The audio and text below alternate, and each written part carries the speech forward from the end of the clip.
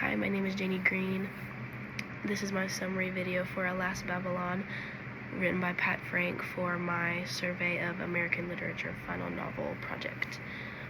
So, the story takes place at the height of the Cold War between the United States and Russia, and Mark Braggs, who is an officer in the Air Force, warns his brother Randy that nuclear war is coming. Mark tells Randy that his wife Helen and their children will come to stay with Randy, and while he's waiting for them to arrive, Randy warns his neighbors and his friends, including his best friend, who is the local doctor, Dan Gunn, and his girlfriend, Lib McGovern. The next morning, war officially begins, and nuclear weapons take out all of Florida's major cities. Washington is also destroyed, and the president and most of those below him run away.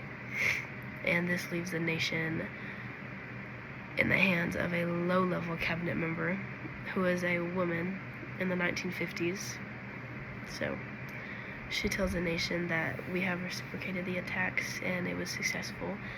But as Randy is listening to this on the radio, Orlando is destroyed and Fort Repos loses all power and becomes isolated from the country.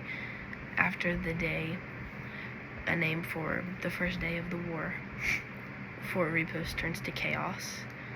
Dan is jumped and beaten by drug addicts who take all of his medicine supplies. The local police chief is killed, and the bank gets shut down, causing Edgar, the bank president, to shoot himself.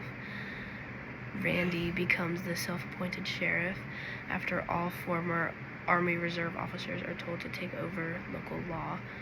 Randy and his group find and kill the thieves that beat up Dan. The town fish are no longer biting, and Randy has to solve a salt crisis.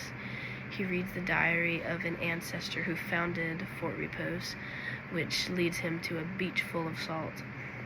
After Easter, Randy and Lib get married, and that fall they build a makeshift school. Dan delivers the town's first healthy baby since the war, and Helen learns that she has fallen in love with Dan, but will not agree to marry him while Mark is still alive.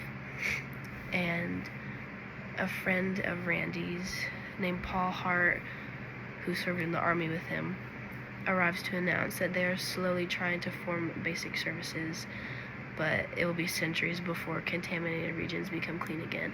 He also tells them that Mark died in the war, and now Helen is free to marry Dan. Paul also offers